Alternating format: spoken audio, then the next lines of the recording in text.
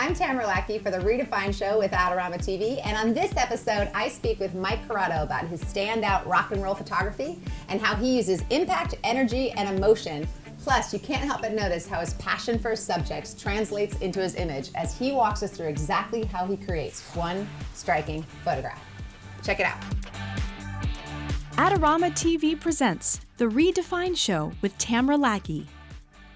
Hey Mike, how you doing? I'm doing good. How are you? I'm doing well. Good. Are you having a good time here in Las Vegas? It's a beautiful place to be because the East Coast is not the place to be right now if you're north. No, it is not the place to be.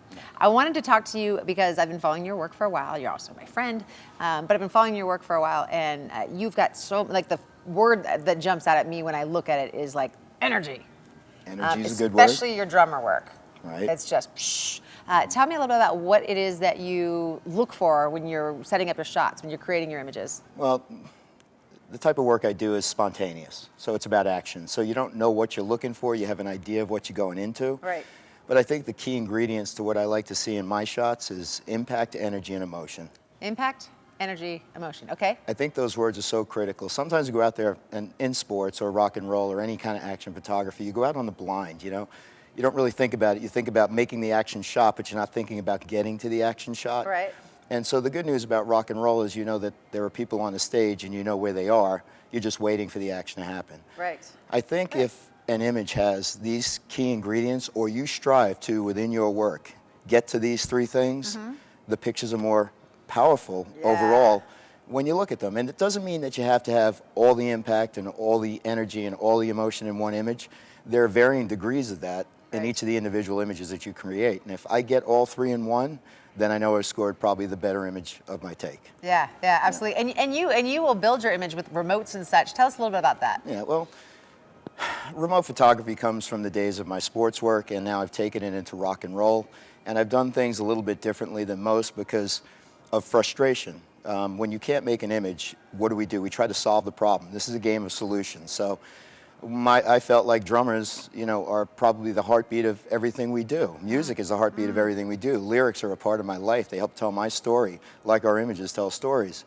And so while shooting drummers from the photographic pit, which you typically are in, regardless of what you do, the longer the lens, you're still blocked by the obstruction of cymbals, stands, pipes, tubes, and the framework of the drum kit. And you may get that cute little, you know, there's a space, but where are the drumsticks, where are the hands, and you never get those elements together. So like the sports days, trying to bring the camera to the action where I can't stand was the motive to get past the frustration of not making a picture. Kind of like a hero picture of a pilot in a cockpit. Right. Nice super wide angle lens, real close up, but if you get it at the right angle, it doesn't distort too much.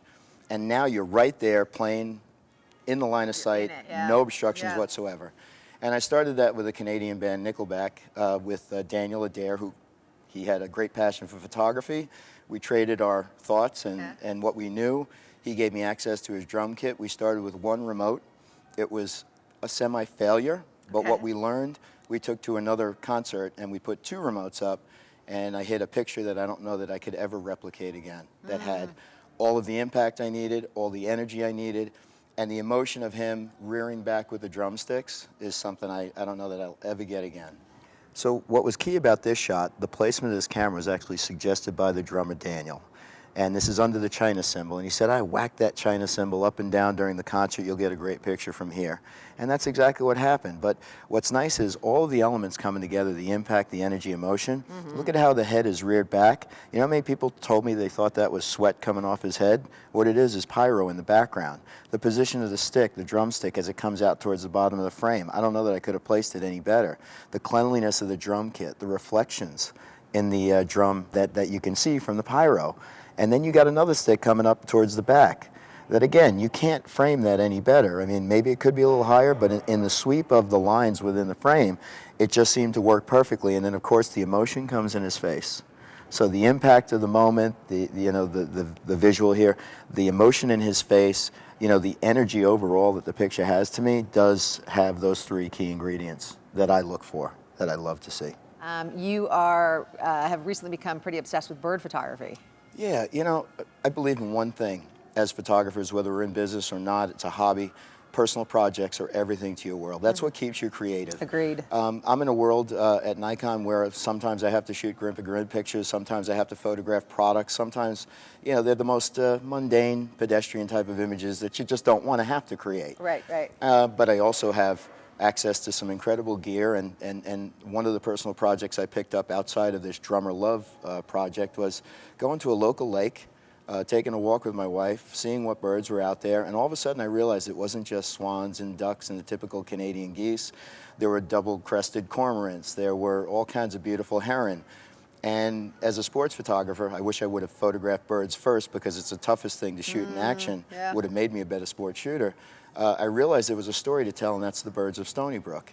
And of course, your mind starts to go into these fantasies, like maybe there's a book, maybe you can sell this to Stony Brook, maybe you can help tell the story to bring people to the community to see the beauty that you see. Yeah. And as the seasons change, this is the first year I had one full season of photographing the birds from the spring through the fall and now into the winter. So the birth, the progress, the growth of cygnets, you know, into swans. They're creatures that I want to go out and find and see, and if I don't find them, I go home depressed. Oh, wow. I do. Yeah. It's obsessive, and it's compulsive, and it's habitual, and it's addicting. What are your favorite pieces to shoot with that allow you to get that impact, get that emotion, to meet that obsessive need? Yeah, 30 years working for Nikon, I have had access to a locker we have for Nikon Pro Services, and I would think it really is dependent on the subject that I'm shooting. So if I'm going for the birds, the longest focal length I can get with a D810 and an 800 millimeter 5.6 and a teleconverter, you know, so I can take that creature and bring him much closer to me, bring it much closer to me. But there are also times when, at certain times of the year where the birds are much closer, so you don't need as long a lens, like an 80-400 is more than okay. You try to work a lens like an 800 or a 600 millimeter, and they're real big lenses. They're a lot lighter than they've ever been, but still after 20 minutes, 30 minutes, an hour, you really do need the gym to be able to handle these types of lenses. Because as most would say, where's your tripod, where's your monopod? I like to break the rules. I know that's the right way to go. But when you're trying to focus on a bird that's flying up above, monopods don't cut it unless you kick them off the ground, and tripods don't work because you can't maneuver and get down quick enough. And I've tracked egrets as they've come from a distance right overhead, and you literally have to go right up, and you can't do that with any device on the bottom of the camera or the lens. So, where can people go to see more of this work? I have a website, CorradoPhotography.com. Corrado Photo is a social handle for Instagram, Twitter, and the Facebook page. Thank you so much, Mike. That was incredibly cool. Join us here next time on Adorama TV, and remember to subscribe to Adorama TV for some extraordinary videos, tutorials, and walkthroughs.